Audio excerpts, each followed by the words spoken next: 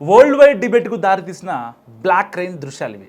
White కార్లన్నీ బ్లాక్గా మారిపోయాయి. తెల్లని బిల్డింగ్లు, అపార్ట్మెంట్లన్నీ నలుపు రంగులో కనిపిస్తున్నాయి.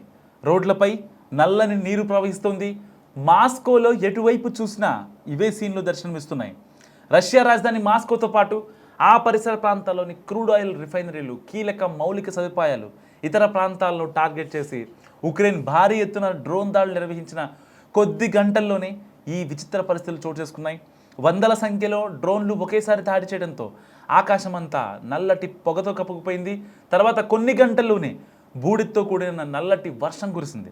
ఈ వర్షంలో కాలుష్య కణాలు, బూడిద మిశ్రమంతో ఉందని స్థానికులు చెప్తున్నారు. రష్యా ఉక్రెయిన్ యుద్ధంలో ఈ మధ్యకాలంలో జరిగిన భీకర దాడిలో ఇది ఒక పెద్ద దాడి అని చెప్పుకోవచ్చు. ఒక ఎక్స్ట్రీమ్ వెపన్ యూసెస్ అని చెప్పుకోవచ్చు. సో మాస్కోపై వందల డ్రోన్లతో విరుచుకుపడింది. ఇటు యుద్ధం మొదలయ్యాక ఉక్రెయిన్ ఇంత భారీ స్థాయిలో దాడి చేయడం ఇదే తొలిసారి. కెమ్లిన్కు కేవలం 15 కిలోమీటర్ల దూరంలోని మాస్కో ఆయిల్ రిఫైనరీ కంపెనీని దెబ్బతీసింది. అది మంటల్లో చిక్కుపోవడంతో మాస్కో వ్యాప్తంగా దట్టమైన పొగలు కమ్ముకున్నాయి. ఈ దెబ్బతో మాస్కోలోని 4 ఎయిర్పోర్ట్లు తాత్కాలికంగా మూతపడ్డాయి. 500కు పైగా విమాన సర్వీసులు రద్దయ్యాయి. డ్రోన్ శకలాలతో మాస్కోలో చాలా భవనాలు దెబ్బతిన్నాయి. పదుల సంఖ్యలో జనం గాయపడ్డారు. అయితే మొత్తంగా 550కి పైగా డ్రోన్లను తమ ఎయిర్ డిఫెన్స్ సిస్టమ్ తిప్పికొట్టాయని రష్యా రక్షణ శాఖ తెలిపింది. కజన్ సిటీలో ఏషియన్ నేషనల్ సమ్మిట్ జరగడానికి కొన్ని గంటల ముందు ఈ దాడి జరగడం కలకలం రేపింది. పుతిన్ని చర్చలకు రప్పించే ప్రయత్నాల్లో భాగంగా మాస్కోపై దాడులు చేశామని ఉక్రెయిన్ ప్రెసిడెంట్ జెలెన్స్కీ తెలిపారు.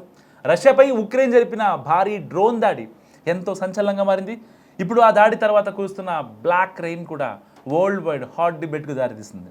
మాస్కోలోని ఆయిల్ రిఫైనరీపై డ్రోన్ దాడి జరగడంతో పెద్ద ఎత్తున మంటలు చెలరేగాయి. ఆకాశమంతా దట్టమైన నల్లటి పొగ ఆవరించింది. ఆ పొగలోని మసి హైడ్రోకార్బన్స్ సెల్స్ వాతావరణంలోని తేమతో కలిసి మాస్కోలోని చాలా చోట్ల నల్లటి వర్షంలా కురుస్తుంది. ఇలాంటి వర్షాలు ప్రమాదకరమని వాతావరణ శాఖ అధికారులు హెచ్చరిస్తున్నారు. గాలిలోకి ఎగసిన కాలుష్య కణాలు, బూడిద అండ్ వర్షపు నీటితో కలిసి నేలని తాకుతుంది. దాంతో ప్రజలంతా అప్రమత్తంగా ఉండాలని సూచిస్తున్నారు. ఈ క్రమంలోనే మాస్కో అధికారులు ప్రజలకు కీలక సూచనలు చేస్తున్నారు. బ్లాక్ రెయిన్స్ కురుస్తున్న సమయంలో ఇళ్ల తలుపులు, కిటికీలు మూసి ఉంచాలని, అత్యవసరమైతే తప్ప బయటకు రావద్దని హెచ్చరిస్తున్నారు అధికారులు. ముఖ్యంగా చిన్నారులు, వృద్ధులు, ఆస్తమాతో పాటు ఇతర శ్వాసకోశ సమస్యలు ఉన్నవారు బ్లాక్ రెయిన్ ప్రభావిత ప్రాంతాలను విడిచి వెళ్ళిపోవాలని సూచిస్తున్నారు. ఇప్పటికే మాస్కోలో నల్లటి వర్షం కారణంగా ప్రజలు అనేక ఆరోగ్య సమస్యలను ఎదుర్కొన్నట్టు కూడా రిపోర్ట్స్ వస్తున్నాయి. సో బ్లాక్ రెయిన్ కారణంగా మాస్కో వాసుల్లో తలనొప్పి, ఈ యొక్క బ్రీతింగ్ ఇష్యూస్ కావచ్చు, ఇవన్నీ వస్తున్నాయి. వాహనాలు, రోడ్లపై కలుషిత జలాలు పేరుకుపోతున్నాయి. నల్లటి వర్షంలో కార్బన్ కణాలు, సల్ఫర్ కాంపౌండ్స్, పాక్షికంగా కాలిన ఇంధన అవశేషాలు ఉంటాయి. సో గాల్లో ఉండే ఈ సూక్ష్మ కణాలను పీల్చడం వల్ల ఆస్తమా, బ్రోన్కైటిస్ ఉన్నవారికి శ్వాస తీసుకోవడం చాలా కష్టమవుతుంది. ఈ ఆయిల్ మిశ్రపు వర్షపు జల్లులు ఒంటిపై, కళ్ళల్లో పడితే మంటలు, అలర్జీలు, స్కిన్ ర్యాషెస్ వచ్చే ప్రమాదం ఉంది. సో పైగా వాహనాలు, ఇళ్ళు, రోడ్లపై నల్లటి జిడ్డు పొరలా ఇది పెరిగిపోతుంది. సో లోకల్ వాటర్ రిజర్వాయర్లు, మట్టిలోకి ఈ కెమికల్స్ చేరడం వల్ల తాగునీరు, పర్యావరణం కూడా కలుషితమవుతున్నాయి. అండ్ రష్యాపై ఉక్రెయిన్ జరిపిన భారీ డ్రోన్ దాడి ఇప్పుడు ప్రపంచవ్యాప్తంగా ఎంతో సంచలనంగా మారింది. ఇప్పుడు ఆ దాడి తర్వాత కురుస్తున్న బ్లాక్ రెయిన్ కూడా వరల్డ్ వైడ్ హాట్ డిబేట్కు దారితీస్తుంది. మాస్కోలోని ఆయిల్ రిఫైనరీపై డ్రోన్ దాడి జరగడంతో పెద్ద ఎత్తున మంటలు చెలరేగాయి.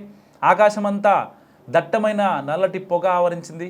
ఈ పొగలోని మసి హైడ్రోకార్బన్ కణాలు వాతావరణంలోని తేమతో కలిసి మాస్కోలోని చాలా చోట్ల నల్లటి వర్షంలా కురుస్తోంది.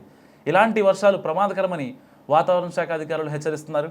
గాలిలోకి ఎగిసిన కాలుష్య కణాలు, బూడిద వర్షపు నీటితో కలిసి నేలను తాకుతోంది. గాల్లో ఉండే ఈ సూక్ష్మ కణాలను పీల్చడం వల్ల ఆస్తమా, బ్రోన్కైటిస్ ఉన్నవారికి శ్వాస తీసుకోవడం చాలా కష్టంగా మారుతుంది.